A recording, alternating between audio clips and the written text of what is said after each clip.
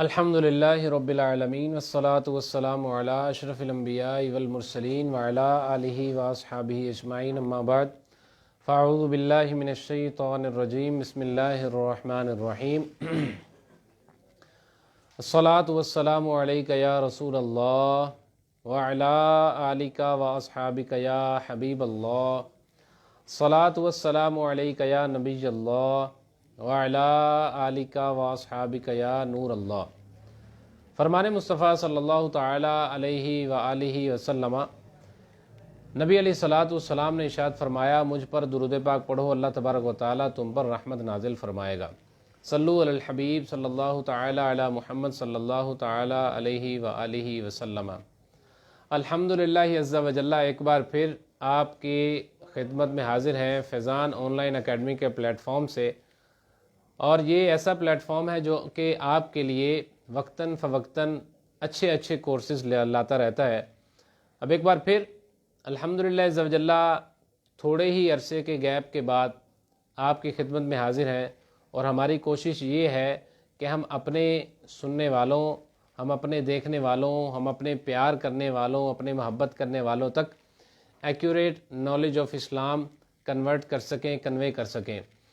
الحمدللہ عز و جل اس سے پہلے ہم نے نماز کورس، طہارت کورس، اسی طرح فرض علوم کورس اور دیگر کورسز اسی پیج سے ہم نے سماعت کیے۔ اس میں کئی افراد کی شرکت یہ ثابت کرتی ہے کہ علم دین کا ذخیرہ جو کہ کافی افراد تک پہنچ چکا ہے، اور ہماری کوشش کس حد تک کامیاب ہے یہ آپ کے کومنٹس، آپ کے تأثرات اس بات کی بین ثبوت ہے۔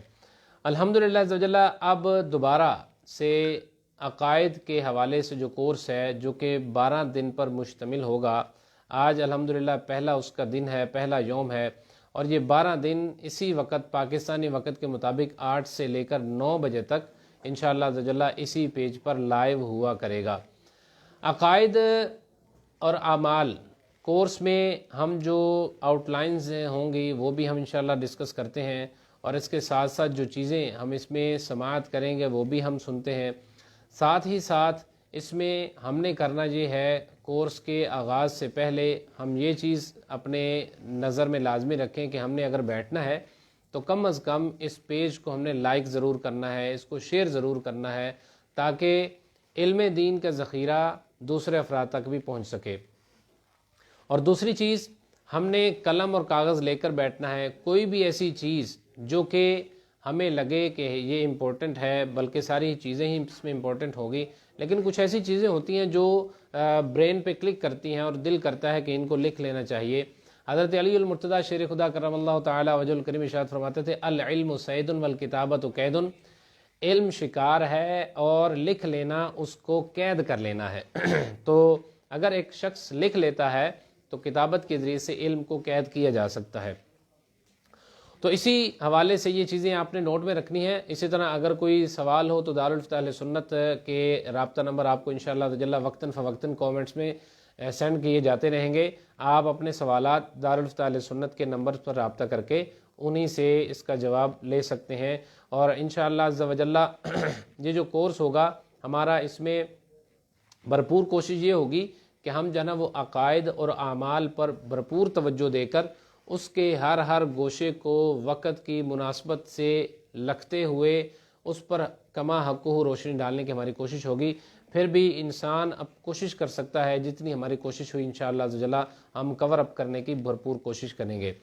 آؤٹ لائنز کی طرف بڑھتے ہیں۔ سب سے پہلے جو کورس کی آؤٹ لائنز ہیں، کورس کی آؤٹ لائنز میں وہ جو چیزیں ایسی ہیں جو کہ ہماری روزمرہ زندگی کے ساتھ ریلیٹ کرتی ہیں، تعلق رکھتی ہیں، اور بارہا ان کی ضرورت پڑتی ہے۔ سب سے پہلے اللہ تبارک و تعالیٰ کی ذات، صفات، اللہ تبارک و تعالیٰ کب سے ہے، کب تک ہے، اس حوالے سے انفارمیشن، اور اسی کے ساتھ ساتھ تقدیر، قضاء، قدر، اور تقدیر کی کتنی قسمیں ہیں، تقدیر کہتے کس کو ہیں، آیا ہم مجبور ہیں یا پھر ہم مجبور نہیں ہیں، اس حوالے سے بھی ہمیں یہ سوچنا ہوگا کہ ہم نے کتنا اور کس کو کتنا جو ہے نا وہ وقت دینا ہے۔ اس کے ساتھ ساتھ عقائد کے مبنی جو چیزیں ہیں، جیسے نبی علیہ الصلوۃ والسلام کی نبوت ہے، نبی علیہ الصلوۃ والسلام کی ختم نبوت ہے، نبی علیہ الصلوۃ والسلام سے پہلے جو انبیاء ہیں ان کی عزت، احترام اور توقیر ہے۔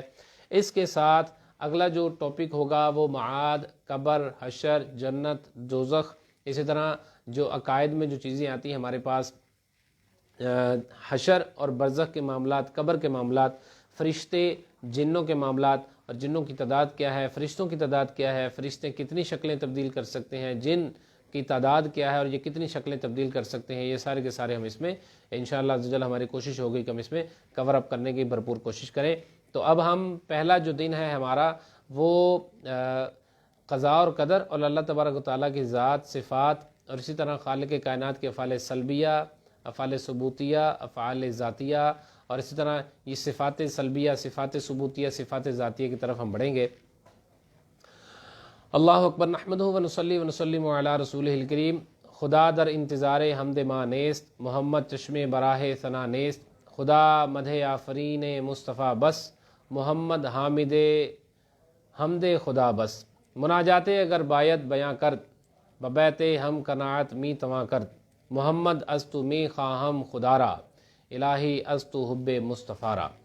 امام اہل سنت الشاہ امام احمد رضا خان فاضل بریلوی رحمۃ اللہ تعالی علیہ نے اپنی پوری زندگی میں توحید اور رسالت پر جتنا زور دیا اور جتنا آپ کا قلم اس حوالے سے مضبوط اور شارپ نظر آتا ہے، وہ شاید ہی ایسا کوئی قلم داں ہوگا آج کی صدی یا پچھلی صدی میں جو کہ امام اہل سنت کی طرح کلک کرے اور آپ کی طرح اپوائنٹڈ ہو۔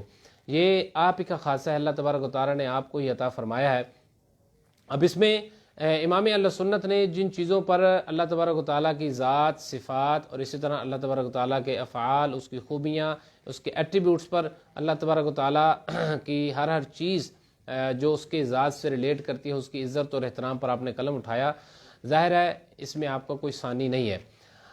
سب سے پہلے جو اللہ تبارک و تعالیٰ کی ذات اور صفات باری تعالیٰ ہیں اس کو ہم ڈسکس کرتے ہیں۔ اللہ تبارک و تعالیٰ کے سب سے جو ایکوریٹ اللہ تبارک و تعالیٰ کی ذات کو ڈیفائن کرتی ہے وہ اللہ تبارک و تعالیٰ کی نازل کردہ ہی صورت ہے، سورہ اخلاص ہے۔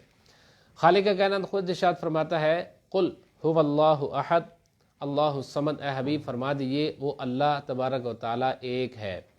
اللہ تبارک و تعالیٰ بے نیاز ہے، نہ اس کا کوئی بیٹا ہے، نہ اس کا کوئی باپ ہے، اس کا کوئی بھی ہمسر، کوئی شریک، کوئی اس جیسا، کوئی اس کے ہم مجانس نہیں ہے، نہ صفات میں، نہ ذات میں، نہ افعال میں، نہ اس کی ذات کے موجود ہونے میں، اسی طرح نہ اس کے علم میں، سمع میں، بصر میں، قدرت میں، حیات میں، ارادے میں، کوئی بھی اس جیسا نہیں ہے۔ خالق کائنات یکتا ہے، اکیلا تھا، اکیلا رہے گا، اس میں اللہ تبارک و تعالیٰ جیسا کوئی بھی نہیں ہو سکتا۔ خالق کائنات عدد سے ایک نہیں ہے بلکہ وہ بغیر عدد کے ایک ہے۔ خالق کائنات اللہ تبارک و تعالیٰ سب سے پہلے ہے۔ حضرت امام اعظم ابو حنیفہ رضی اللہ تعالی عنہ، آپ جانتے ہوں گے یہ نام نامی اسم گرامی وہ ذات ہے، نعمان بن ثابت، کہ اللہ تبارک و تعالیٰ نے ان کو ایسا کشف عطا فرما رکھا تھا کہ یہ وضو سے گرتے ہوئے پانی کے قطروں سے پہچان لیتے تھے کہ اس بندے نے ریسنٹلی کون سا گناہ کمٹ کیا ہے، کون سے گناہ میں یہ ملوث رہا ہے، چونکہ وضو کے پانی کی وجہ سے وہ قطرے ٹپکتے ہیں، گناہ صغیرہ دھلتے ہیں، وہ نالی میں جاتے ہیں۔ امام اعظم نالی سے دیکھ کر یہ ریکگنائز کر لیتے ہیں کہ اس بندے کو کون سا مرض باطنی لاحق ہے اور آپ فرما کر اس کو ٹھیک کر دیتے ہیں۔ امام اعظم کی ذات وہ ذات ہے کہ اللہ تبارک و تعالیٰ نے آپ کو بڑے ہی عزتوں اور رفعتوں سے نوازا۔ امام اعظم ابو حنیفہ رضی اللہ تعالیٰ عنہ 80,000 دینار کے مالک تھے اور آپ ماشاءاللہ تاجر بھی تھے۔ امام ابو یوسف کو پڑھایا تو امام اعظم نے خود پڑھایا۔ امام ابو یوسف رضی اللہ تعالیٰ عنہ آپ کے ایسے شاگرد ہیں جو کہ بعد میں قاضی القضات یعنی کہ چیف جسٹس بھی بنے۔ امام اعظم رضی اللہ تعالیٰ عنہ، یہ تو ان کی ہسٹری ہے جو کہ دنیا ان کو جاننے لگ پڑی، لیکن میں آپ کے گوش گزار جو چیز کرنا چاہتا ہوں، امام اعظم چھوٹے ہیں ابھی، اور چھوٹے ہیں، ایک عیسائی پادری آیا، بڑا اس کا چرچا ہے، بڑا شور ہے، اور وہ کوشش یہ کرتا ہے کہ میں اپنے سوالوں، اپنی زبان کی درازی سے مسلمانوں کو چپ کروا دوں، کئی دلوں کو ایمان سے پھسلا دوں، اور میرا جو سکہ ہے وہ مسلمانوں پر جم جائے۔ وہ آیا کوفے میں آ کر کہنے لگا ہے کوئی میرے سوالوں کا جواب دے۔ سب لوگ مبہوت ہیں، حیران ہیں کہ اس کے سوالوں کا جواب کون دے۔ امام اعظم رضی اللہ تعالیٰ عنہ ابھی اتنے بڑے نہیں تھے اور آپ چھوٹے ہی تھے، عمر اتنی تھی نہیں تھی. آپ نے کہا میں نے جواب دینا ہے. والد گرامی نے کہا اللہ کے بندے تم کیسے جواب دے سکتے ہو، وہ اتنا راہب ہے، اسکالر ہے، اور تم تو ابھی کچھ بھی نہیں پڑھے، تو لہذا تم جواب کیسے دے سکتے ہو. امام اعظم رضی اللہ تعالیٰ نے اپنے والد سے اصرار کیا، باصرار اجازت مل گئی. آپ نے کہا سوالوں کا جواب میں دوں گا. تو عیسائی پادری کہنے لگا چلو ٹھیک ہے میں سوال کرتا ہوں. آپ نے کہا نہیں نہیں، پہلے بات یہ ہے کہ سائل جو ہوتا ہے وہ شاگرد کی جگہ پر ہوتا ہے. تم اس وقت شاگرد کی جگہ پر ہو اور میں استاد کی جگہ پر ہوں. شاگرد ممبر پر بیٹھا ہے اور استاد نیچے کھڑا ہے، یہ تو استاد کی بے عزتی ہے. چلو نیچے آؤ اور پھر میں تمہارے سوالوں کا جواب دوں گا. آپ نے اس عیسائی پادری کو ممبر سے نیچے اتارا. جب وہ نیچے اتر آیا، آپ بچے تھے، آپ چڑھ کر اوپر بیٹھ گئے. ہاں نے کہا جی اب تم سوال کرو، تمہارے سوالوں کا جواب دیا جائے گا. یہ جو چیز ہے اس نے ایسا امپیکٹ ڈالا کہ آدھے سوال تو اس کو ویسے ہی بھول گئے. کہنے لگا جی میرا پہلا سوال یہ ہے کہ اللہ تبارک و تعالیٰ سے پہلے کون تھا، یعنی اللہ تبارک و تعالیٰ کے بارے میں تمہارا عقیدہ یہ ہے کہ وہ سب سے پہلے ہے، اس سے پہلے بھی تو کوئی ہوگا، تو وہ تم کہتے ہو کہ واحدہ لا شریک ہے. تو اس سوال کا جواب کیا؟ آپ نے ارشاد فرمایا دیکھو تمہیں گنتی آتی ہے، کاؤنٹ کرو ذرا، 1 2 3 4 5 6 7، ایک سے پہلے کچھ ہے؟ کہنے لگا جی نہیں ایک سے پہلے تو کچھ نہیں ہے. تو فرمایا کہ یہ جو واحد مجازی ہے اس سے پہلے کوئی نہیں ہے، تو واحد حقیقی سے پہلے کوئی کیسے ہو سکتا ہے؟ اللہ کے بندے تم یہ تو ذرا سوچ لو کہ میں کس ذات کے بارے میں سوال کرنے لگا ہوں. پھر دوسرا سوال اس نے داغا، کہنے لگا اچھا یہ بتاؤ اللہ تبارک و تعالیٰ کا منہ اس وقت کس طرف ہے؟ یہ ساری کی ساری چیزیں اس کو سے ریلیٹ کرتی ہیں اللہ تبارک و تعالیٰ کی ذات کے حوالے سے. کہنے لگا میرا دوسرا سوال یہ ہے کہ اللہ تبارک و تعالیٰ کا منہ اس طرف اس وقت کس جانب ہے، وہ کس کو دیکھ رہا ہے اور کس طرف اس کی جہت ہے؟ آپ نے ارشاد فرمایا دیکھو دربار میں شمع روشن کی جائے، شمع کا منہ کس طرف ہوتا ہے؟ کہنے لگا جی شمع کا منہ تو ہر طرف ہوتا ہے، اس کی روشنی 4 دہانگ عالم میں پھیلتی ہے، کسی کی طرف اس کا منہ نہیں ہوتا، وہ چاروں طرف یکساں طور پر فیض رسانی کا کام کرتی ہے. آپ نے ارشاد فرمایا یہ نور مجازی ہے، دیا ہوا ہے اور عطائی ہے، اس کا نور حقیقی ہے، وہ کسی سے مانگا ہوا نہیں ہے، تو اس کا منہ اس کی جہت نہیں ہے. اللہ تبارک و تعالیٰ تو واحد حقیقی نور حقیقی ہے، اس کی بھی کوئی جہت نہیں ہے. پھر تیسرا سوال کہنے لگا کہ اب اس کو نہیں تھا پتا کہ یہ وہ بچہ ہے کہ جو امام اعظم کے مرتبے پر فائز ہوگا، جس کے بارے میں سرکار فرما گئے ہیں کہ میرا دین سریا پر جا چکا ہوگا. ایک شخص کوفے سے اٹھے گا اور اس دین کو جو دنیا سے نکل چکا ہوگا، سریا پر جا چکا ہوگا، اس کو وہاں سے اٹھا کر زمین پر واپس لے کر آئے گا. اس عیسائی پادری کو اس کی کونوں کو بھی پتہ نہیں ہے کہ یہ امام اعظم ہے. امام اعظم رضی اللہ تعالیٰ عنہ تیسرا سوال آپ کی بارگاہ میں کہنے لگا، تیسرا سوال یہ ہے خالق کائنات اس وقت کیا کر رہا ہے، فی الوقت currently what he is doing. تو آپ نے ارشاد فرمایا اللہ تبارک تعالیٰ کی بڑی شانیں ہیں، بڑے کام ہیں، لیکن سب سے بڑا اس کا کام یہ ہے اس وقت کہ اس نے تجھ جیسے کو نیچے اتارا اور مجھے اوپر بٹھا دیا. یہ سب سے بڑا کام تو یہ ہے. لوگوں کو یہ بات جب سنی تو بڑے حیران ہو گئے اور ادھر نعرے لگ گئے. امام اعظم رضی اللہ تعالیٰ عنہ کی واہ واہ سبحان اللہ ہو گئی اور وہ جو عیسائی پادری تھا وہ وہاں سے رخصت ہوا. امام اعظم رضی اللہ تعالیٰ عنہ نے یہ بات تو سمجھائی کہ اللہ تبارک و تعالیٰ کی جہت کوئی نہیں، اس سے پہلے کوئی شخص کوئی نہیں، اور اسی طرح اللہ تبارک و تعالیٰ کے افعال بہت زیادہ ہیں. اس سے ہمیں یہ چیز سیکھنے کو ملتی ہے. لہذا خالق کائنات خالق ہے، ہر شے کا خالق ہے. خالق سے مراد ہر شے کا خالق، اس میں ذوات بھی ہیں، اس میں افعال بھی ہیں، اور یہ جو خالق ہے وہ کسی علت کی وجہ سے خالق نہیں. اس کو ہم اگر سہل انداز سے یوں سمجھیں کہ خالق کائنات کا جو خلق فرمانا ہے وہ کسی مطلب کی وجہ سے نہیں ہے. جیسے میں نے یہ لیپ ٹاپ رکھا ہے تو مجھے کوئی مطلب ہے، یہ ٹیبل سامنے رکھا ہے تو کوئی مطلب ہے، میں کھانا کھاتا ہوں تو کوئی مطلب ہے. لیکن خالق کائنات کو ہمارے پیدا کرنے سے کوئی مطلب مقصود نہیں ہے. اللہ تبارک و تعالیٰ تو خود فرماتا ہے لن ینال اللہ لحومها ولا دماؤها ولکن ینالہ التقوی منکم. نہ تمہارا گوشت پہنچتا ہے، نہ تمہارا پوست پہنچتا ہے، نہ تمہاری ہڈیاں پہنچتی ہیں، کچھ بھی تمہارے جانور کا نہیں پہنچتا. ینالہ التقوی منکم، تمہارے دل کا اخلاص پہنچتا ہے. تو وہ تو تمہاری کسی چیز کو بھی مانگتا نہیں ہے، اس کو حاجت ہی نہیں، اس کو ضرورت ہی نہیں ہے. جب اس کو ضرورت نہیں ہے تو پھر ہم یہ کیسے کہہ سکتے ہیں کہ اس نے ہمیں کسی مطلب سے پیدا کیا؟ ساری کائنات اس نے بغیر مطلب کے، بغیر غرض کے پیدا کی. اللہ تبارک و تعالیٰ کے افعال معلل بالاغراض نہیں ہے، کسی بھی غرض کے ساتھ وہ ریلیٹ نہیں کرتے. خالق کائنات فعال ہے، کرنے والا ہے جو وہ کرنا چاہتا ہے یعنی اس میں وہ جوارح، آلات، اسباب اور اسی طرح اعضاء کا محتاج نہیں ہے۔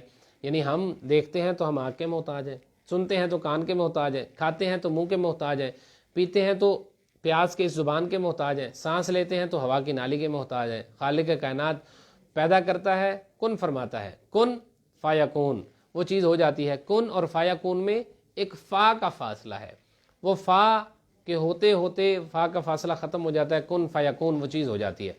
یہ رب کا کمال ہے، اس کی قدرت ہے، اور کمال قدرت ہے جو کہ اللہ تبارک و تعالی ہر چیز کو اچھے طریقے سے مینیج کیے ہوئے ہے۔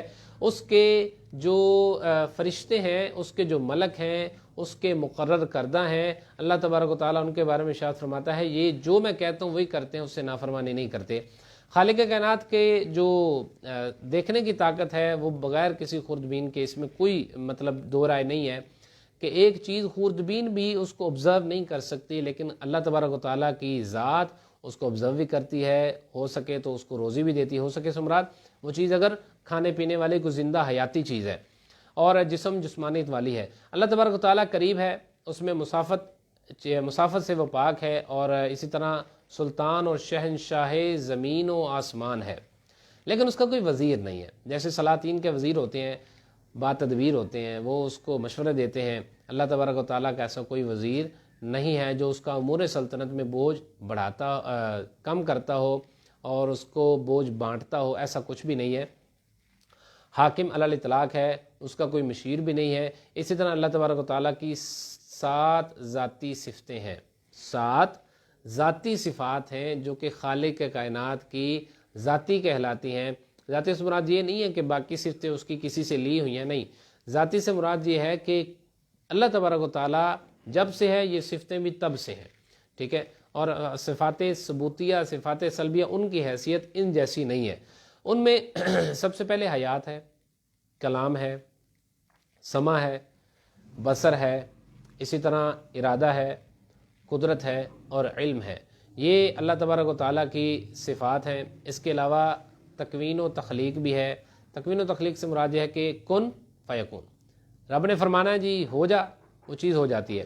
اسی طرح تخلیق، رزاقیت، مارنا، پیدا کرنا، صحت دینا، بیمار کرنا، غنی کرنا، فقیر کر دینا، اسی طرح ساری کائنات کی ترتیب کرنا، اس کو مینیج کرنا، ہر چیز کو تدریجاً لائے عمل کے ذریعے سے اس کو پنپنے دینا، اس کی پیداوار میں اللہ تبارک و تعالیٰ کی طرف سے فیض کا آنا، اور یہ ساری کی ساری چیزیں ازلاً ابداً وہ خالق کائنات ان چیزوں سے متصف ہے، وہ وحدہ لا شریک ہے۔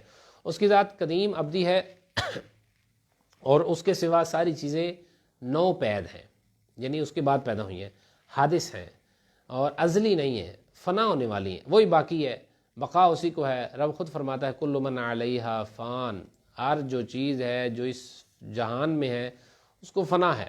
یبقا وجہ ربک ذو الجلال والاکرام، سورہ رحمان میں فرماتا ہے تیرے رب کی ذات باقی رہنے والی ہے جو کہ جلال والا ہے، عزت و احترام والا ہے، اور اس کے سوا ہر چیز کو فنا ہے۔ حتیٰ کہ اسرافیل علیہ السلام جب پہلی دفعہ سور پھونکیں گے اس کے بعد انہوں نے بھی فنا ہو جانا ہے، کچھ بھی باقی نہیں رہے گا، ایک وحدہ لا شریک کی ذات رہے گی۔ اس وقت وہ صدا دے گا لمن الملک اليوم، آج کے دن بادشاہی کس کی ہے، آج کے دن ملک کون ہے؟ آئیں دنیا کے بادشاہ میرے سامنے جو کہتے تھے جی ہمارے بدن پر مکھی بھی نہ بیٹھے، آئیں دنیا کے بادشاہ جو کہتے تھے کہ ہمارے وزیر مشیر با تدبیر دربار لگا ہو اور ہمارا وقار، ہماری سلطنت اور ہماری عز، ہماری جاہ ویسی رہے کہ دنیا دیکھے، کوئی تیمور تگودار سب کچھ فنا ہو جائے گا۔ اللہ تبارک و تعالیٰ پھر خود ارشاد فرمائے گا للہ الواحد القہار، اسی ایک کے لیے ہے جو کہ وحدہ لا شریک بھی ہے، قہار بھی ہے۔ الغرض اللہ تبارک و تعالیٰ کی جو ذات ہے وہ شبیہ اور مثل ہونے سے پاک ہے۔ وہ رب خود فرماتا ہے لیسا کمثلہ شیء، یہ کوئی بھی جو چیزیں ہیں جو ہم یہاں پر ڈسکس کریں گے قرآن و حدیث سے باہر نہیں ہوں گی، اور ویسے بھی بار بار انشاءاللہ تعالی آپ کو قرآن پاک سے یاد دلاتے رہیں گے کہ یہ چیزیں قرآن پاک میں موجود ہیں، لیکن ہم جو ہے وہ قرآن پاک کو دیکھتے نہیں، توجہ نہیں کرتے، جس کی وجہ سے ہمارا جو دھیان ہے وہ قرآن پاک کی طرف ہوتا نہیں۔ اب دیکھیں ہم نماز پڑھتے ہیں، اس کا ترجمہ ہمیں نہیں آتا، قرآن پاک پڑھتے ہیں اس کا ترجمہ نہیں آتا، تو ہم جب پڑھتے ہیں تو پڑھنے کے ساتھ ہمیں پھر دل ہمارا لگتا نہیں ہے، جب دل نہیں لگتا پھر کہتا ہے کہ یار چلو نماز کی سمجھ تو آ نہیں رہی، چلو ایک فارمیلٹی ہے، فارمیلٹی پوری کر کے پھر باہر آ گئے۔ اسی لیے لوگ جو ہے نا وہ جوتی اینڈ میں رکھتے ہیں تاکہ جلدی نماز پڑھ کے جلدی نکل جانا پڑے، کیونکہ دل نہیں لگتا، تسلی نہیں ہوتی، وہ خوش اسلوبی نہیں آتی۔ خوش اسلوبی کیسے ہے میرے میٹھے اور پیارے اسلامی بھائیوں؟ خوش اسلوبی تو تب آئے گی نا جب ہم یہ سمجھیں کہ ہم کیا کہہ رہے ہیں، اللہ تبارک و تعالیٰ سے کیا باتیں کر رہے ہیں، خالق کائنات کی رحمت ہماری طرف متوجہ ہے، اگر ہم نے توجہ نہ کی تو اس کی رحمت بھی توجہ ہٹا لے گی۔ تو یہ ہمیں خود کو سوچنا ہے کہ ہم نے اپنی حلاوت کو برقرار کیسے رکھنا ہے۔ الغرض خالق کائنات کی ذات جو ہے نا وہ کیفیت اور کم سے پاک ہے، نہ وہ والد ہے کسی کا، نہ وہ کسی کا جنا ہوا بچہ ہے۔ خالق کائنات کا کوئی باپ نہیں ہے، جیسا کہ عیسائی کہتے ہیں کہ اللہ تبارک و تعالیٰ کی جو ذات ہے وہ باپ ہے، عیسیٰ علیہ السلام بیٹے ہیں، اور مریم سلام اللہ علیہا یہ والدہ ہیں۔ خالق کائنات خود ارشاد فرماتا ہے کہ ولا تقولوا ثلاثہ، یہ نہ کہو کہ تین میں سے تیسرا ہے۔ رب کائنات ارشاد فرماتا ہے لقد کفر الذین قالوا ان اللہ ثالث ثلاثہ، کفر کیا ان لوگوں نے جنہوں نے کہا رب تین میں سے تیسرا ہے۔ کفر کیا ان لوگوں نے جنہوں نے کہا مسیح عیسیٰ ابن مریم جو ہے نا وہ خدا ہیں یا خدا کا بیٹا ہیں۔ اور اسی طرح عقیدہ تثلیث جو ہے، یہ عقیدہ تثلیث یہ کفر کا عقیدہ ہے، اور عیسیٰ علیہ السلام جب آخری ایج میں آئیں گے، ایج سے مراد اس دنیا کی جو ایج ہے وہ جب آخر میں پہنچے گی، عیسیٰ علیہ السلام آسمان سے نزول فرمائیں گے، سب سے پہلے وہ جو کام کریں گے ان میں سے ایک کام صلیب کو توڑنا ہے، جو پلس کا سائن ہے، اور اس کو توڑ کر سارے جو ان کے ماننے والے ہوں گے وہ مسلمان ہو جائیں گے، اور سارے کا سارے دنیا کا جو دین ہوگا وہ ایک ہوگا۔ وہ کون سا ہے؟ میرا اور آپ کا، ان الدین عند اللہ الاسلام، رب فرماتا ہے دین اللہ کے ہاں اسلام ہے، اس سے ہٹ کر کوئی بھی دین نہیں ہے، جو بھی ہے وہ مسلمان ہے تو ویلڈ ہے، ادروائز وہ کافر ہے، اس کا کوئی دوسرا تیسرا نام نہیں ہے۔ مسلمان پر لا الہ الا اللہ یہ ماننا ضروری ہے، اللہ تبارک و تعالیٰ کو احد صمد لا شریک لہ جاننا فرض اول اور مدار ایمان ہے۔ اللہ تبارک و تعالیٰ خود ارشاد فرماتا ہے اس کا نام جیسا کوئی نام نہیں۔ حل تعلم لہ سمیہ، کیا تم جانتے ہو، کیا اس کے نام کا کوئی دوسرا جانتے ہو؟ ایسا کچھ بھی نہیں ہے، احکام میں کوئی نہیں ہے۔ ولا یشرک فی حکمہ احدا، اللہ تبارک و تعالیٰ اپنے حکم میں کسی کو شریک نہیں کرتا۔ اور اسی طرح ارشاد فرمایا افعال میں میرا کوئی شریک نہیں، حل من خالق غیر اللہ، کیا کوئی خالق اور بھی ہے جو اللہ کے علاوہ ہے؟ ایسا تو کوئی نہیں ہے۔ سلطنت میں اس کا کوئی شریک نہیں، ولم یکن لہ شریک فی الملک، بادشاہی میں اس کا کوئی شریک نہیں ہے، تو لہذا اس کی ذات میں اور اس کے امور سلطنت میں اس کا کوئی شریک نہیں ہے۔ اللہ تبارک و تعالیٰ کے ان صفات میں اگر کوئی دست درازی کرنے کی کوشش کرے، ہاتھ بڑھانے کی کوشش کرے، اللہ تبارک و تعالیٰ اس کو تباہ و برباد کر دیتا ہے، اور وہ دیکھتے ہی دیکھتے دنیا سے نیست و نابود ہو کر فنا ہو جاتا ہے۔ لہذا تکبر بڑی بھیڑی چیز ہے، بڑی بری چیز ہے، نہیں ہونی چاہیے۔ اللہ تبارک و تعالیٰ اس سے ہمیں محفوظ فرمائے۔ اس پر انشاءاللہ تعالیٰ پھر کبھی کلام کریں گے۔ آگے بڑھاتے ہیں بات کو۔ اب دیکھیے میں نے عرض کیا کہ اللہ کے نام جیسا کسی کا کوئی نام نہیں ہے، لیکن سوال یہ پیدا ہوتا ہے کہ اللہ کے نام جیسا کسی کا نام نہیں ہے، وہ علیم بھی ہے، سمیع بھی ہے، بصیر بھی ہے، حکیم بھی ہے، یہ ساری کی ساری چیزیں ہم اپنے آپ پر بولتے ہیں، انسانوں کو کہتے ہیں، علیم نام رکھتے ہیں، سمیع نام رکھتے ہیں، عبدالسمیع نام رکھتے ہیں، رحمان رکھتے ہیں، اس طرح کئی ایسے نام ہیں جو اللہ تبارک تعالیٰ کی صفات ہیں، صفتیں ہیں، لیکن وہ بندوں پر بولی جاتی ہیں، تو پھر تو برابری ہو گئی، بندہ اور خدا ایک ہو گئے، اور اللہ تبارک و تعالیٰ کا بھی نام وہی ہے، بندے کا نام بھی وہی ہے، تو پھر اس میں تو شریک پیدا ہو گئے، اور یہ وحدہ لا شریک کا جو احدیت ہے وہ تو ٹوٹ گئی۔ اب اس کا دیکھیے ہم عرض یہ کریں گے کہ اللہ تبارک و تعالیٰ جو وحدہ لا شریک ہے اس کے نام جیسا کسی کا نام نہیں ہے، مراد یہ ہے کہ وہ اس کا نام جو ہے وہ ذاتی ہے، اللہ تبارک و تعالیٰ کا نام ذاتی ہے، علیم اس میں علم ذاتی، سمیع میں سماعت ذاتی، بصیر میں بصارت ذاتی، رحمان میں جو رحم ہے وہ ذاتی۔ اسی طرح اللہ تبارک و تعالیٰ کا جو ارادہ ہے وہ اس کا ارادہ ذاتی، اس میں تکوین ذاتی، سب کچھ ذاتی ہے۔ بندوں کا جو نام ہے سمیع بصیر، اس کی نہ بصارت اپنی، نہ اس کا علم اپنا، نہ اس کا ارادہ اپنا، نہ اس کی سماعت اپنی، نہ اس کی دیکھنے کی قوت اپنی، نہ قوت گویائی، قوت تکلم اپنی، تو لہذا میرے میٹھے اور پیارے اسلام بھائیوں یہ ڈفرنس کرنا ہوگا، ڈفرینشیٹ کرنا ہوگا کہ ایک ہی نام جب بندے پر بولا جائے اور جب اللہ پر بولا جائے تو ظاہر ہے حیثیات کا فرق ہوتا ہے، اور ہم شرح عقائد وغیرہ کتابوں میں یہی پڑھاتے ہیں کہ حیثیت کے فرق سے یہ بولنا جائز ہے۔ اب دیکھیے اللہ تبارک و تعالیٰ 28ویں پارے میں جہاں ذکر فرمایا مؤمن المہیمن العزیز الجبار المتکبر، اب یہ ساری صفتیں ہیں، مومن بھی ہے اللہ تبارک و تعالیٰ، مومن ہم بھی مومن ہیں۔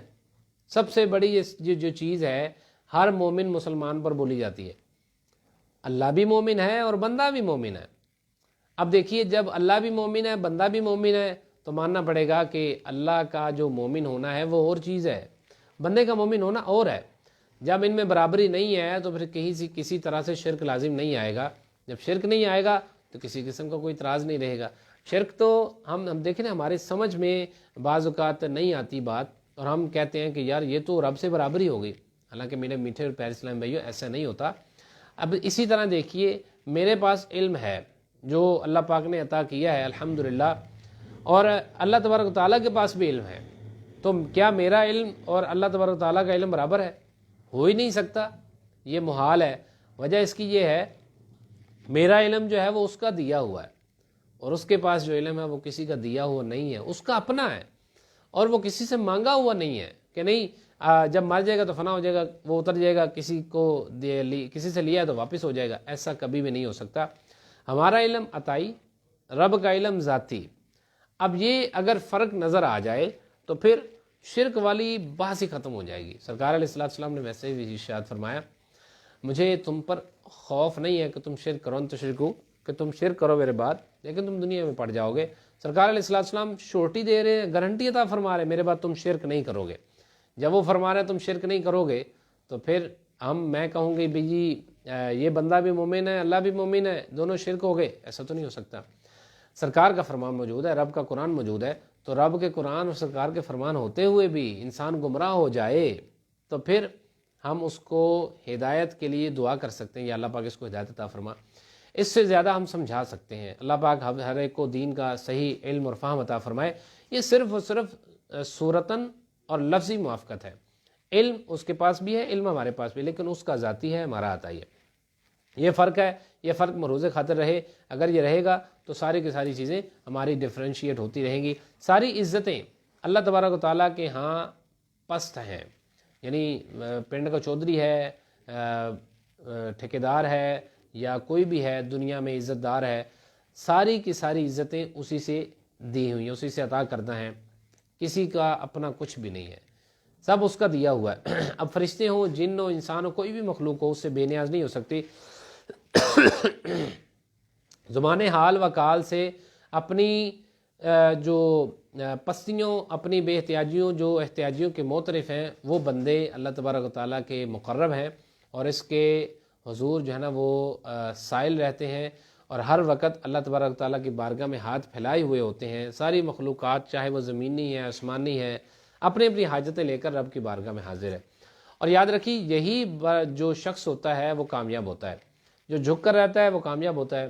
امام شیخ سعدی رحمۃ اللہ تعالیٰ علیہ ارشاد فرماتے ہیں جو کریمہ سعدی میں کہ جو ٹہنی پھلدار ہوتی ہے وہ زمین پر سر رکھ دیتی ہے۔ آپ نے کبھی انار کا درخت دیکھا ہوگا، انار کے درخت میں ہر جو ٹہنی نکلتی ہے وہ تنے سے جدا ہوتی ہے، اور اس پر پھر پھل بھی لگتا ہے۔ ایک انار لگا وہ ٹہنی جھک جاتی ہے۔ اب اسی طرح جس انسان پر پھل لگتا ہے اس کے پاس علم ہوتا ہے وہ جھک جاتا ہے۔ اگر وہ سیدھا کھڑا ہے اور جھکا نہیں ہے تو اس کا مطلب یہ ہے کہ وہ علم اس کے پاس نہیں ہے، وہ پوپا ہے اور بناوٹ ہے، بس تصنع ہے، اور وہ ملمہ کاری ہے، جو کہ وہ دکھاتا ہے جی میں بڑا جناب وہ اہل علم میں سے ہوں، جبکہ وہ اہل علم میں سے نہیں ہے۔ فخر، تکبر، ریاکاری میں وہ پھنسا ہوا ہے، اپنے ہی اندر باطنی امراض میں وہ مبتلا ہے۔ اللہ پاک اس کو شفا یابی عطا فرمائے۔ اللہ تبارک و تعالیٰ کے جو ذات ہے، اللہ تبارک و تعالیٰ کے جو افعال ہیں، اس میں ہر کوئی بھی انسان، جن و انس اور کچھ بھی وہ پر نہیں مار سکتا۔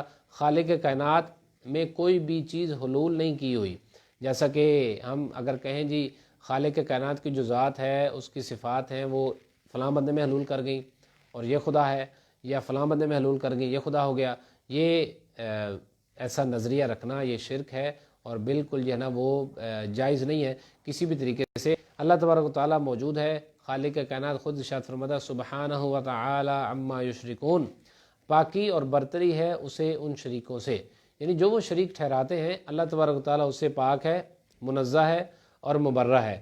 اللہ تبارک و تعالیٰ ارشاد فرماتا ہے وَهُوَ الَّذِي فِي السَّمَاءِ إِلَٰهٌ وَفِي الْأَرْضِ إِلَٰهٌ، وہی آسمان والوں کا خدا ہے، وہی زمین والوں کا خدا ہے۔ ہاں اگر کہے کوئی شخص وحدت الوجود کا سہارا لے کر کہے کہ اللہ تبارک و تعالیٰ کسی میں حلول کیے ہوئے ہے اور میں تم وہ یہ سارے کے سارے ہر شے خدا ہی خدا ہے اور ہر طرف مجھے خدا نظر آتا ہے، یہ اصل مطلب اس کا نہیں ہے، معاذ اللہ معاذ اللہ۔ مطلب اس کا یہ ہے کہ ساری کی ساری چیزیں ہم آئینہ ہیں۔ وحدت الوجود کا میں انڈیکیٹ کرنے لگا ہوں کہ وحدت الوجود کا مطلب یہ کہ سارا جہان آئینہ ہے، اس میں اللہ تبارک و تعالیٰ کی قدرت جھلکتی ہے، نظر آتی ہے۔ آئینہ کا اپنا تو کوئی وجود نہیں ہوتا، اس میں جو تصویریں چھپتی ہیں فوراً چیز کے ہٹ جانے سے وہ تصویر ہٹ جاتی ہے۔ اسی طرح ہم بھی ایک آئینہ ہیں، ہمیں دیکھنے سے رب کی قدرت کا مظہر کا پتہ چلتا ہے کہ اس کی بناوٹ کتنی اچھی ہے۔ یہ دنیا کو آبزرو کرنے سے، اس کو دیکھنے سے پتہ چلتا ہے کہ اس کا تصنع، اس کا وہ سانے کتنا بہترین ہے۔ جب یہ اللہ تبارک و تعالیٰ کے نسبت اس کائنات سے ہوئی، یہ نسبت کو ختم کر دے کائنات ختم ہو جائے گی، نسبت کو رکھ دے کائنات وجود میں آ جائے گی۔ وحدت الوجود کا مطلب صرف یہ ہے، سارے آئینے ہیں۔ یہ مطلب نہیں کہ رب تم میں حلول کیا ہے، مجھ میں حلول کیا ہے، اس میں حلول کیا ہے، وہ بھی رب ہے، یہ بھی رب ہے، یہ ایسا ہرگز نہیں ہے۔ یہ وحدت الوجود کے خلاف ہے۔ اس کا حقیقی جو مطلب ہے، مفہوم ہے اور اس کا جو کانسیپٹ ہے اس کے بالکل خلاف ہے۔ ایسا اس کا سہارا لے کر گمراہ کرنا لوگوں کو، اس کا سہارا لے کر لوگوں کو پٹڑی سے اتار کر کسی اور جانب لے جانا، کفر و دلالت کی گمراہیوں میں پھینک دینا اور گھاٹیوں، دشوارگار گھاٹیوں میں اس کو پھینک دینا سراسر ظلم ہے، جو کہ جو ہے نا وہ نہیں کرنا چاہیے۔ اللہ پاک ہمیں اس کی بھی توفیق عطا فرمائے۔ اب آدھا وقت چونکہ گزر چکا ہے، ہمارا آدھا ٹاپک الحمدللہ عز و جل کلیئر ہو چکا ہے۔ اگلا جو دوسرا ٹاپک ہے اس کو شروع کرنے سے پہلے اس کا تتمے کے طور پر میں کچھ چیزیں عرض کرتا ہوں۔ اللہ تبارک و تعالیٰ کی جو صفات سلبیہ ہیں، اللہ تبارک و تعالیٰ کی صفات سلبیہ سے مراد یہ ہے کہ نہ وہ چور ہے، نہ وہ جھوٹا ہے، نہ وہ دغا باز ہے، نہ وہ فریب کار ہے، نہ وہ مکر کرتا ہے، نہ وہ دھوکے دیتا ہے، نہ وہ استہزاء کرتا ہے۔ اللہ تبارک و تعالیٰ ساری عیب والی چیزوں سے پاک ہے۔ ان چیزوں کا لحاظ اگر رکھیں اور پھر بولیں تو پھر پتہ چلتا ہے واقعی یار کوئی عاشق رسول زبان کھول کر اپنے مدنی پھول ارشاد فرما رہا ہے۔ لیکن اگر ان چیزوں کو ذہن میں نہ رکھا جائے تو پھر کیا ہوگا؟ قرآن پاک کا ترجمہ کرتے وقت مکر و مکر اللہ پر قلم پھسل جائے گا، اللہ یستہزئ بہم پر زبان اٹک جائے گی۔ اسی طرح اللہ تبارک و تعالیٰ کی جو آیات متشابہات ہیں، وقالت الیہود ید اللہ مغلولہ، اس کا ترجمہ کرتے وقت بھی قلم جو ہے نا وہ جنت کی بجائے جہنم کی طرف چلا جائے گا اور انسان بھٹک کر رہ جائے گا۔ وجہ کیا تھی؟ ترجمہ کرتے وقت امام احمد رضا نے جو جام پیا تھا اس میں سے حصہ نہیں لیا۔ جب حصہ نہیں لیا تو کنز الایمان کی بجائے وہ کوئی اور ترجمہ لکھ گیا اور رہتی دنیا تک ملامت کا صحرا اپنے سر پر ڈال گیا۔ کاش کہ وہ امام احمد رضا کے درسگاہ کا فیضان لیتا، اس کو پتہ یہ چلتا کہ یار ترجمہ کیسے کرتے ہیں، بولتے کیسے ہیں، اللہ تبارک تعالیٰ کی ذات ہے۔ اب خالق کے کائنات جھوٹ نہیں بول سکتا۔ اگر کوئی شبہ یہ کرے کہ دیکھو یار انسان جھوٹ بولتا ہے، اللہ پاک جھوٹ نہیں بول سکتا، تو پھر تو اللہ پاک کی قدرت کم ہو گئی، بندے کی قدرت بڑھ گئی۔ تو اس طرح اگر بندے کی قدرت بڑھتی ہے تو پھر ہمیں لازمی طور پر ہم مجبور ہیں کہ ہم جو ہے نا وہ اللہ پاک کے کھاتے میں جھوٹ ڈال دیں۔ اللہ اکبر، حاشا للہ، معاذ اللہ، کیا ہو گیا ہے انسان کی عقل کو، فہم، فراست کو پتہ نہیں کون سے پردے اس پر پڑ گئے ہیں، اور وہ یہ سمجھتا ہے کہ یہ چیز جو ہے نا وہ اگر نہ مانے تو رب کی قدرت کم ہو جائے گی اور بندے کی قدرت انکریز ہو جائے گی۔ انکریز ڈکریز میں وہ پڑ جائے گا اور راہ ہدایت سے ہٹ جائے گا۔ میں عرض کرتا ہوں آپ کی نشاط اور چستی کے لیے، اگر آپ کی توجہ ہے، اللہ تبارک و تعالیٰ جھوٹ سے پاک ہے۔ اٹس اے فائنل ڈیسیجن، اور یہ فائنل بلیف ہے ہمارا۔ اللہ تبارک و تعالیٰ ہر عیب سے پاک ہے، ہر برائی سے پاک ہے، ہر جو چیز مذمت والی ہے اس سے پاک ہے۔ اب دیکھیے، میں عرض کروں کہ دو گھوڑے دوڑ رہے ہوں، بلا تشبیہ و تمثیل میں اس کی مثال دینے لگا ہوں، دو گھوڑے دوڑ رہے ہیں، اس میں سے پہلے ایک گھوڑا آگے نکل گیا، ایک گھڑ دوڑ نے دوڑایا اور آگے نکل گیا، اب ایک پیچھے رہ گیا۔ جب وہ پیچھے والا ہے اس نے اس کو اوورٹیک کرنا ہے، اوورٹیک کرنے کے لیے کیا ضروری ہوتا ہے؟ پہلے اس کے برابر ہو، برابر ہو کر پھر آگے جائے۔ اب وہ بھئی دیکھیے نا، اب برابر ہوئے بغیر وہ آگے کیسے جا سکتا ہے؟ اوورٹیک ایسے تو نہیں ہو سکتا۔ جو ڈرائیور حضرات ہیں ان کو اس چیز کا بخوبی اندازہ ہے، پہلے اس کے برابر جائے گا، برابر جا کر پھر آگے نکلے گا۔ بلا تشبیہ و تمثیل، انسان اور خالق کائنات، اللہ تبارک و تعالیٰ اور انسان، اگر ہم کہیں جی اگر انسان جھوٹ بول سکتا ہے اللہ نہیں جھوٹ بول سکتا تو پھر انسان بڑھ گیا رب کم ہو گیا، تو بھئی انسان پہلے رب کے برابر تو ہو لے، برابر ہو کر پھر ہم کہیں گے کہ ہاں یار رب اور انسان برابر ہو گئے۔ اب رب کے کھاتے میں جھوٹ نہیں ہے، انسان کے کھاتے میں جھوٹ ہے، انسان انکریمنٹڈ ہو گیا، بڑھ گیا، لیکن ایسا تو نہیں ہے۔ رب کہاں، اس کی ذات کی شانیں کہاں، رفعتیں کہاں، عظمتیں بلندیاں کہاں، اور انسان کی گہرائیاں کہاں، اس کی پستیاں کہاں، اس کی ذلتیں کہاں؟ یہ تو برابری اور جوڑ بنتا ہی نہیں ہے۔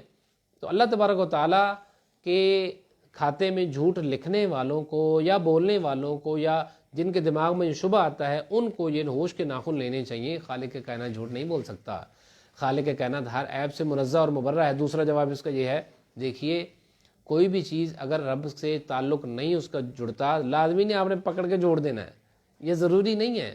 اس چیز میں فالٹ ہے، اللہ تبارک و تعالیٰ کی ذات میں فالٹ نہیں ہے کہ اللہ تبارک و تعالیٰ کی ذات میں جھوٹ نہیں ہے، دھوکہ نہیں ہے، دغا نہیں ہے، فریب نہیں ہے، نہ اس چیز میں فالٹ ہے کہ وہ رب کے ذات کے ساتھ تعلق نہیں جوڑ سکتی۔ جھوٹ میں فالٹ ہے، دھوکے میں فالٹ ہے، مسئلہ اور خرابی ان میں ہے، رب میں نہیں ہے۔ یار ہوش کے ناخن لینے چاہیے، سوچنا چاہیے کہ میں کس چیز کو اٹھا کر رب سے جوڑ رہا ہوں۔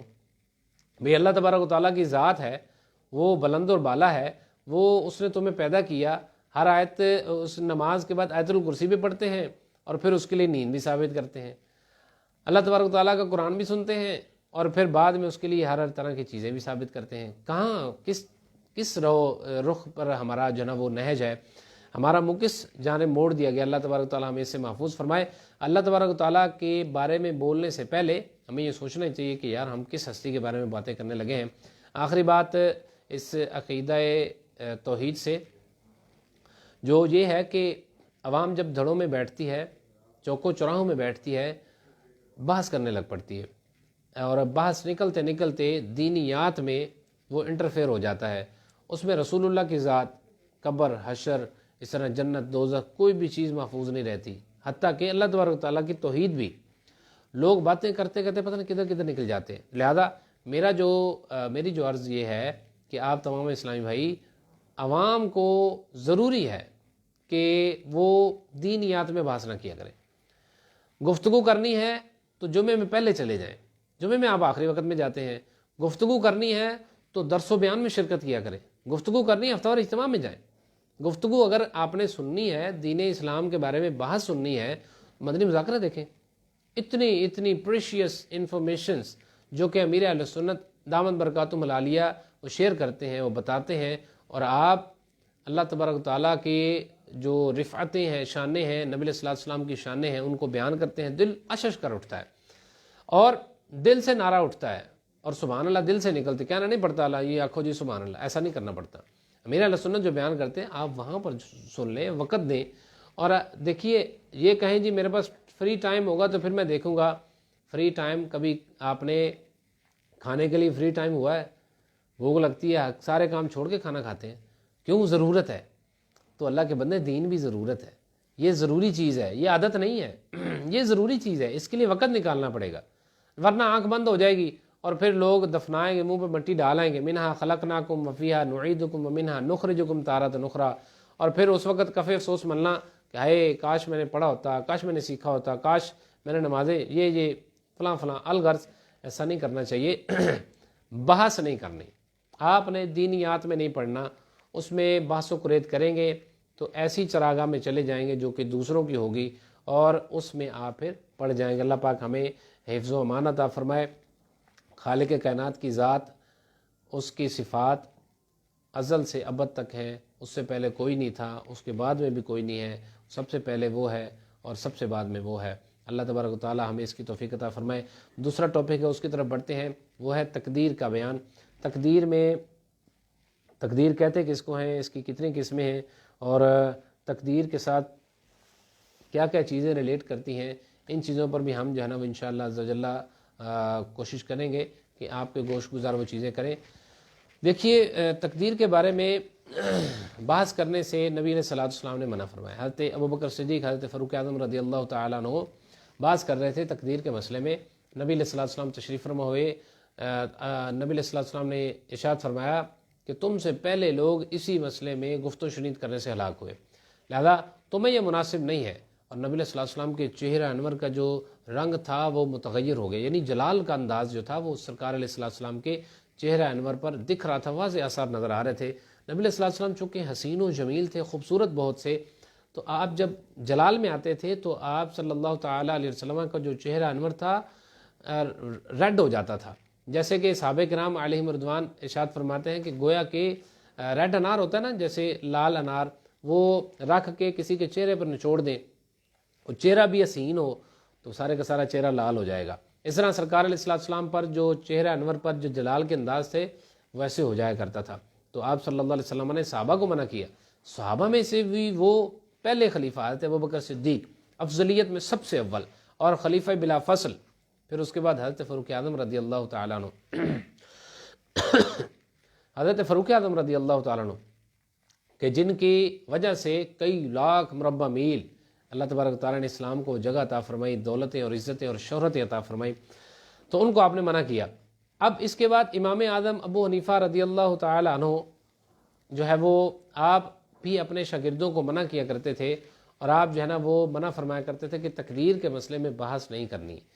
تقدیر کا مسئلہ ایسا ہے کہ رب نے کیا لکھا، کس لیے، کس کے لیے کیا لکھا ہے، کس کا انجام کہاں ہوگا، کل کس نے کیا کرنا ہے، کس نے کہاں مرنا ہے، کس نفس نے کل ایمان پہ ہونا ہے، کفر پہ ہونا ہے، یہ ساری کی ساری چیزیں تقدیر کے ساتھ تعلق رکھتی ہیں۔ انگلش میں اس کو FATE فیٹ کہتے ہیں، اور قضا بھی کہتے ہیں، اس کو قدر بھی کہتے ہیں، ٹھیک ہے۔ اللہ تبارک و تعالیٰ کرم فرمائے، اس میں کئی اعتراضات بھی ہیں۔ علماء اسلام نے اس کو آسان اور سہل انداز میں سمجھانے کی بھی کوشش کی۔ اللہ تبارک و تعالیٰ ان کی کثرت فرمائے اور ان کا سایہ ہمارے سروں پر تادیر قائم اور دائم فرمائے۔ اب کافر جو ہے وہ تقدیر کا سہارا لیتے ہیں۔ اب چور، اسی طرح مجرم اس کے پیچھے چھپنے کی کوشش کرتا ہے، اس کرٹین کے پیچھے، اس پردے کے پیچھے کہتا جی چوری کر کے کہ میں نے تو چوری تو میرے حق میں لکھی ہوئی تھی، اللہ تبارک تعالیٰ نے ازل سے لوح محفوظ پر لکھ دیا کہ فلاں زید جو ہے نا وہ چوری کرے گا، فلاں اقبال چوری کرے گا، تو میں نے تو اس کے لکھنے کی وجہ سے کی ہے، اس میں تو میرا کوئی قصور نہیں ہے، لہذا مجھے جو ہے نا وہ جہنم میں نہیں بھیجنا چاہیے۔ اس طرح کافر بھی چھپتے ہیں، وہ کہتے ہیں جی ہمارا جو کفر ہے وہ اللہ تبارک و تعالیٰ نے خود ہمیں جو ہے مقدر کیا ہے۔ رب کہنا سورہ طلاق میں ارشاد فرماتا ہے قد جعل اللہ لکل شیء قدرا، بے شک اللہ نے ہر ایک چیز کا ایک اندازہ رکھا ہے۔ اب جب خدا تعالیٰ نے ہمارے عقائد خود کفریہ رکھے ہیں اور کفر سے وہ راضی بھی نہیں ہے، ٹھیک ہے، تو اب بتائیں پھر ہم کیا کریں؟ ایک طرف یہ کہتا ہے ولا یرضی لعبادہ الکفر، چونکہ اہل کفر اعتراض قرآن پاک سے نکال کر کرتے ہیں، دعائیں دیں قسم بخدا علماء کو جو کہ آپ کا منہ رہنے دیتے ہیں، اگر یہ نہ ہو تو کفار تو آپ کو کچا چبا جائیں علمی میدان میں اور آپ کو بولنے کے وہ سکت نہ چھوڑیں۔ علماء اسلام نے اس کے بھی جوابات عطا فرمائے۔ قرآن میں سے نکال کر لوگ اعتراض کرتے ہیں، جی دیکھیے اللہ تبارک و تعالیٰ ایک طرف یہ ارشاد فرماتا ہے ولا یرضی لعبادہ الکفر، میں اپنے بندوں کو کفر پر راضی نہیں ہوں، دوسری جگہ یہ بھی ارشاد فرماتا ہے قد جعل اللہ لکل شیء قدرا، اللہ نے ہر ایک چیز کا ایک اندازہ کر رکھا ہے، لکھ رکھا ہے، جس نے ایمان لانا ہے، جس نے کفر لانا ہے۔ تو اب اسلام اس کا کیا حکم ارشاد فرماتا ہے، اور اس میں اللہ تبارک و تعالیٰ کی طرف سے جو مقرر ہے اندازہ ہے، اس کے حوالے سے ہمارا عقیدہ کیا ہونا چاہیے؟ سب سے پہلے تو ہمیں یہ سوچنا ہے، ہمیں یہ جاننا ہے، ہمارے پیدا ہونے سے ہزاروں سال پہلے لوح محفوظ میں اللہ تبارک و تعالیٰ نے تقدیر کے مسئلے کو لکھ دیا، تقدیر کو لکھ دیا، کس نفس نے کب پیدا ہونا ہے، کب مرنا ہے، اس کی روزی کتنی ہوگی، کیا کھانا پینا، سارے جو انداز حیات ہیں وہ لکھ دیے۔ رب کائنات ارشاد فرماتا ہے ما اصاب من مصیبت فی الارض ولا فی انفسکم الا فی کتاب من قبل ان نبرأها ان ذلک علی اللہ یسیر۔ کوئی بھی مصیبت زمین میں کو پہنچتی ہے اور نہ ہی کسی جان کو، لیکن وہ لوح محفوظ میں لکھی ہوتی ہے، اور من قبل ان نبرأها، قبل اس کے کہ ہم اس جان کو یا اس نفس کو پیدا کریں۔ بے شک یہ اللہ پر بڑا آسان ہے۔ لِكَيْ لَا تَأْسُوا عَلَىٰ مَا فَاتَكُمْ، تاکہ تم افسوس نہ کرو اس سے جو چیز تم سے فوت ہو جائے، تمہیں میسر نہ، تم اس پر افسوس نہ کرو، کہو جی یہ رب کی تقدیر ایسے تھی۔ اس طرح وَلَا تَفْرَحُوا بِمَا آتَاكُمْ، اور خوش نہ ہو جاؤ اس پر جو تمہیں وہ دے۔ وَاللَّهُ لَا يُحِبُّ كُلَّ مُخْتَالٍ فَخُورٍ، اللہ تبارک و تعالیٰ شیخی بگارنے والے اور تکبر کرنے والوں کو، اترائی کرنے والوں کو، بڑائی مارنے والوں کو پسند نہیں فرماتا۔ اب اپنے علم کے مطابق اللہ تبارک و تعالیٰ نے ہر چیز کو لکھ دیا۔ اب مجھے بتائیے، میں اس مسئلے کو ذرا ایک طرف ہم اس کی کتاب بند کر دیتے ہیں۔ ہم یہ ایک مثال سے میں آپ کو عرض کرتا ہوں کہ دیکھیے ایک نجومی ہے، جوتشی ہے، ویسے یہ معتبر نہیں ہے ہمارے ہاں، اور ویسے میں آپ کو سمجھانے کے لیے مثال دینے لگا ہوں۔ اگر کوئی جوتشی، نجومی یا کاہن کے پاس جائے، عقیدہ رکھے کہ جو یہ کہے گا وہ سچ ہے، تو اس کا جانا اور یہ عقیدہ رکھنا کفر ہے، اور اس عقیدے کو سوچنا پڑے گا کہ بندہ کیوں رکھ رہا ہے، اس کو کسی نے نہیں سمجھایا، پڑھایا، لکھایا نہیں ہے، لہذا کاہنوں، نجومیوں، بابوں کے پاس نہ جایا کریں، اور اللہ تبارک و تعالیٰ پر توکل رکھا کریں۔ خالق کائنات نے جو ہمارے لیے لکھ دیا، آمنا و صدقنا۔ اب دیکھیے اللہ تبارک و تعالیٰ نے ہر چیز کو ڈیفائن تو کیا۔ اب میں عرض کر رہا تھا، نجومی یا جوتشی کے پاس اگر ایک بندہ جاتا ہے، وہ کہتا ہے یار تیرا ہاتھ دیکھنے سے لگتا ہے کہ تم نہ اگلے سال چوری کرو گے، تیرا ہاتھ دیکھنے سے لگتا ہے تم اگلے سال ڈاکہ مارو گے۔ ہو گیا جی، اگلا سال آ گیا، اس بندے نے ڈاکہ مارا، اتفاق ایسا ہوا۔ اب جب اس نے ڈاکہ مارا، وہ عدالت میں پہنچ گیا۔ عدالت میں پہنچ گیا تو اس نے، مجرم نے کہا کہ حضور جج صاحب، یہ جو نجومی ہے نا، اس کو بھی جو ہے نا وہ میرے ساتھ قید کیا جائے، کیونکہ میں نے یہ ڈاکہ نہیں تھا ڈالنا، اس نے کہا میں نے ڈاکہ ڈال دیا، نہ یہ کہتا نہ میں ڈاکہ ڈالتا۔ تو مجھے بتائیے میرے میٹھے اور پیارے اسلام بھائیو، جج اس کی بات سنے گا؟ نہیں، جج اس کی بات نہیں سنے گا۔ وہ کہے گا بھی فائل تم ہو، سبجیکٹ تم ہو، ڈوئر تم ہو، کرنے والے کام تم ہو، کاروائی تم ڈالتے ہو، پیسے تم چراتے ہو، اور پکڑ میں اس نجومی کو لوں۔ اس نے تو ایک ایزمپشن کی تھی، ایسٹیمیٹ کیا تھا، اس سے کہنے سے یہ لازم تھوڑا ہو جانا تھا کہ تم نے چوری کرنی ہے۔ تو بلا تشبیہ و تمثیل اسی طرح اللہ تبارک و تعالیٰ نے اپنے علم اور اندازے سے لکھ دیا، اس انسان نے کافر ہونا ہے، اس انسان نے ایمان لانا ہے، اس انسان نے یہ کرنا ہے، اس نے وہ کرنا ہے، ساتھ میں سمجھ بھی دے دی، اختیار، قوت، ارادہ بھی دے دیا کہ بھئی دو رستے ہیں میرے بندوں، میرے غلاموں، دو رستے ہیں، ایک نیکی کا، ایک گمراہی کا۔ اب تمہاری مرضی ہے، تمہیں سوچ دے دی، تمہیں فکر دے دی، تمہیں انداز دے دیا، تو تمہاری مرضی ہے تم اس طرف چلے جاؤ یا اس طرف چلے جاؤ۔ قوت دی ہے، سوچ دی ہے، فکر دی ہے، اختیار دیا ہے۔ دیکھیں میرے ہاتھ میری مرضی سے ہل رہے ہیں، میں چاہوں تو ہلاؤں، چاہوں تو نہ ہلاؤں۔ یہ اختیار رب کی طرف سے عطا کردہ ہے۔ رب نے اختیار دیا ہے میں اٹھا کر اس کو ادھر لے جاؤں یا اس کو واپس لے آؤں، اس نے اختیار دیا ہے۔ جب اس نے اختیار دیا ہے تو ہم اپنے اختیار سے ہی کھاتے ہیں، پیتے ہیں، گناہ یا ثواب کماتے ہیں، اپنے اختیار سے سب کچھ ہوتا ہے۔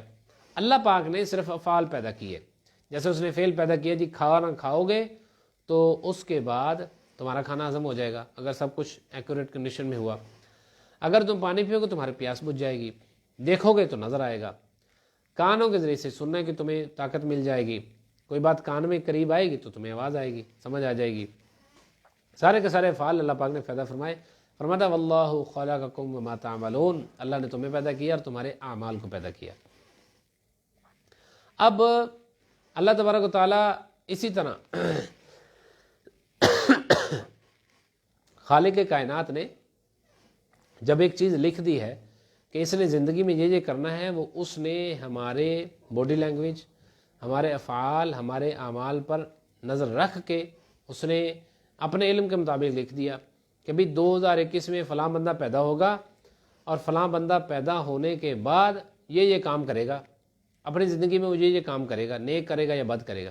اس نے اپنے اندازے سے لکھا۔ جب انسان پیدا ہوتا ہے 2021 میں، 2030 میں وہ کام کرتا ہے یا 40 میں کرتا ہے، اس کا علم سچا ہوتا ہے۔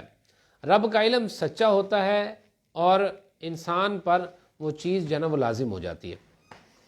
اب دیکھیے اللہ تبارک تعالیٰ ارشاد فرماتا ہے قل الحق من ربکم فمن شاء فلیؤمن ومن شاء فلیکفر انا اعتدنا للظالمین نارا۔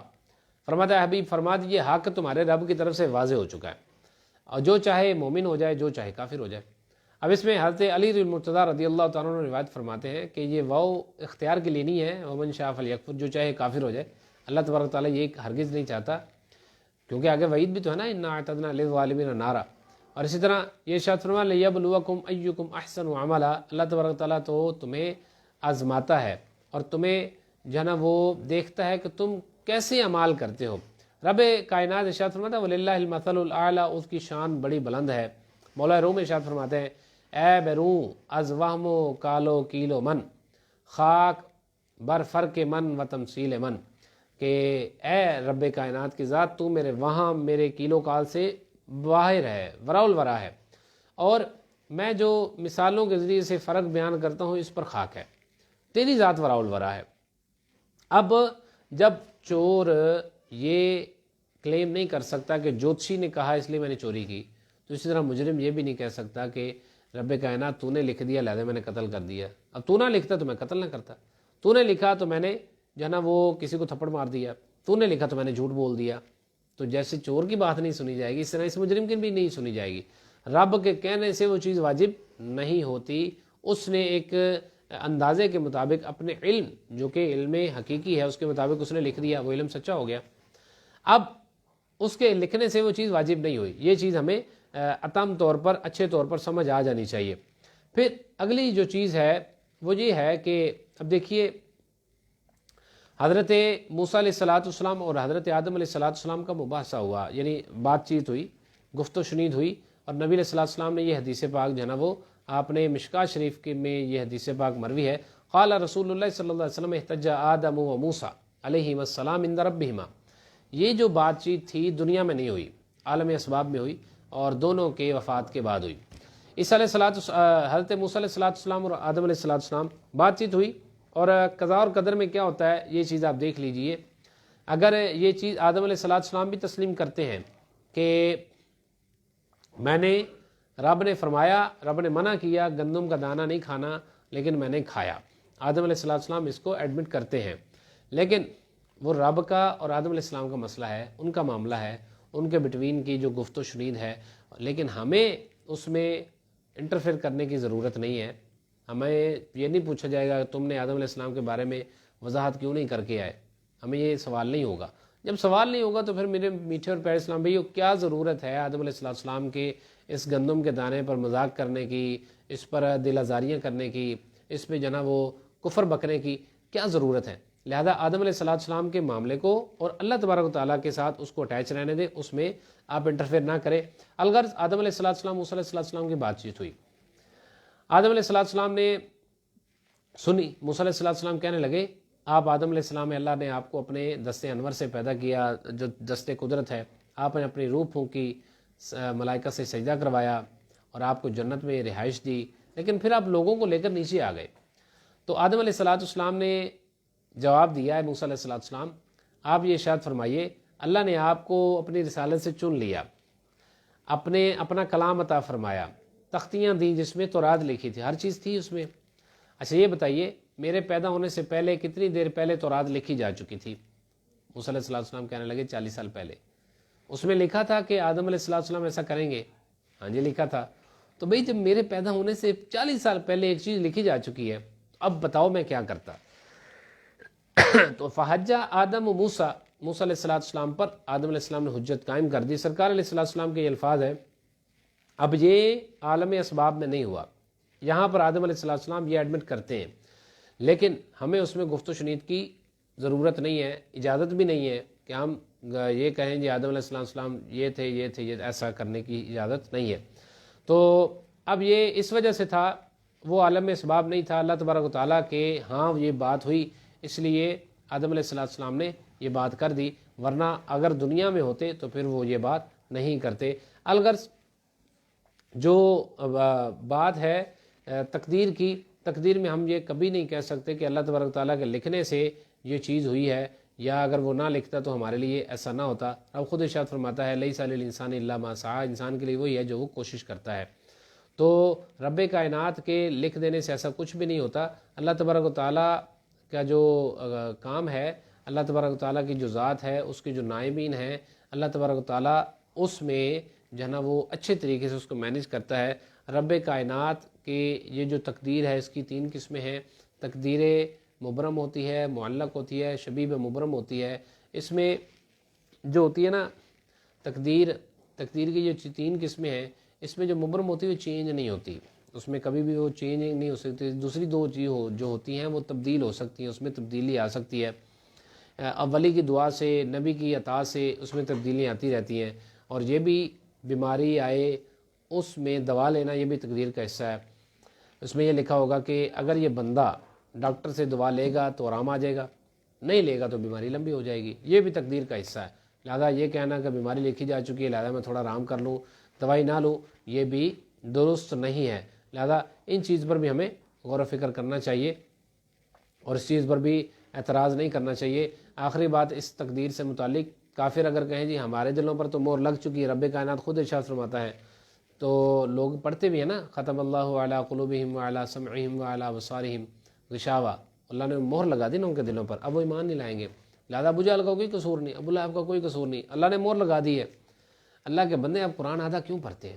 کیوں یہ کہتے ہیں یہ لا تقربوا الصلاۃ، نماز کے قریب نہ جاؤ، پہلے پڑھیں آخر میں پڑھیں یا ایھا الذین آمنوا لا تقربوا الصلاۃ وانتم سکارا، نشے کی حالت میں نہیں جانا۔ آدھا قرآن پڑھو گے تو گمراہ ہوگے بھی اور گمراہ کرو گے بھی، لہذا پورا قرآن پڑھو۔ میں رب کا قرآن سناتا ہوں، رب کائنات خود ارشاد فرماتا ہے بل طبع اللہ، اللہ تبارک و تعالیٰ نے مہر لگا دی بکفرہم، ان کے کفر کی وجہ سے ان کے دلوں پر اللہ تبارک و تعالیٰ نے مہر لگائی۔ اور خالق کائنات نے جو مہر لگائی تو رب کائنات ارشاد فرماتا ہے بل طبع اللہ علیہا بکفرہم فلا یؤمنون الا قلیلا، یہ سورہ نساء ہے 155۔ بلکہ اللہ نے مہر لگائی ان کے دلوں پر، ان کی جانوں پر، ان کے دلوں پر بکفرہم، ان کے کفر کی وجہ سے۔ کوئی بھی آپ کفر اٹھا کے دیکھ لیں، ابو لہب کا، ابو طالب کا، عتبہ شیبہ وغیرہ وغیرہ کا، پہلے انہوں نے کفر کیا پھر مہر والی آیتیں آئیں، تو پہلے ان کا قصور ہے، پہلے مہر نہیں لگی تو مہر بعد میں لگی ہے، قصور پہلے ان کا ہے، ٹھیک ہے۔ اور اسی طرح جو ہے وہ مجرم مطمئن نہیں ہو سکتا، ان کا جو جرم ہے وہ شفا سے دور ہو چکا ہے۔ وہ شاعر نے کہا ہائی ہاتھ کے درد تو ز قانون شفا رفت، کہ تمہارا جو درد ہے وہ قانون شفا سے دور جا چکا ہے، تم نکل چکے ہو، لہذا اب تمہیں شفا نہیں ملنی۔ نبی علیہ الصلوۃ والسلام کو بھی رب نے ارشاد فرمایا حبیب اب پریشان نہ ہو، اب یہ ایمان نہیں لائیں گے، انہوں نے کفر کو ابداً ابدا کے لیے اختیار کر چکے ہیں۔ اب اس کا مطلب یہ نہیں کہ ان کی عقلیں مر گئیں اور وہ سوچ نہیں سکتے، اختیار نہیں تھا نا۔ ابو جہل تجارت میں بڑا پرفیکٹ تھا اور ویل سیٹل بھی تھا، سارا کام ٹھیک کرتا تھا، لیکن اب ظاہر ہے پھر اس نے کفر کو بھی خود اختیار کیا۔ اللہ تبارک و تعالیٰ ہمیں اس کی سمجھ عطا فرمائے۔ نماز کو الحمدللہ عزوجل فیضان آن لائن اکیڈمی میں 18,000 پلس اسٹوڈنٹس جو ہے نا وہ پڑھ رہے ہیں۔ اس میں نماز کورس ایک ایسا کورس ہے جو کہ الحمدللہ عزوجل نماز کے فرائض، شرائط، واجبات، اسی طرح نماز کی شرطیں، نماز کے مستحبات، سنتیں، کتنی سنتیں ہیں نہیں پتہ ہوگا، 96 سنتیں ہیں۔ نماز کے فرائض کتنے ہیں، مکروہات تنزیہ کتنی ہیں، شرائط کتنی ہیں، 6 شرطیں ہیں، 7 فرض ہیں، اور اسی طرح ساتھ ساتھ جو مکروہات تحریمیہ ہیں، مکروہات تنزیہی ہیں، ان کی تعداد کتنی ہے یہ آپ نے کل دیکھ کے آنی ہے۔ یہ کب دیکھیں گے اور کیسے پتہ چلے گا؟ مختصر سے وقت میں۔ میرے میٹھے پیارے اسلام بھائیو، صرف 30 دن میں آپ کی دعوت اسلامی فیضان آن لائن اکیڈمی کے پیج سے آپ کو یہ کورس کروا رہی ہے۔ آپ نماز سیکھیں، کوئی بھی ٹائم آپ کو ضروری ہے، ضروری نہیں ہے کہ آپ جو ہے نا وہ دن کے ٹائم، کوئی بھی ٹائم آپ کو فری ہے، آپ کو لگتا ہے کہ یار میں رات 12 بجے فری ہو سکتا ہوں، 12 سے 12:30 آدھا گھنٹہ دے سکتا ہوں، تو پھر آپ 12 سے 12:30 رابطہ کریں، استاد صاحب سے وقت لیں اور رجسٹریشن فارم فل کریں۔ فارم فل کر کے آپ اس میں جو ہے نا وہ داخلہ لیں، کوشش کریں کہ اس کورس کو آگے بھی پھیلائیں۔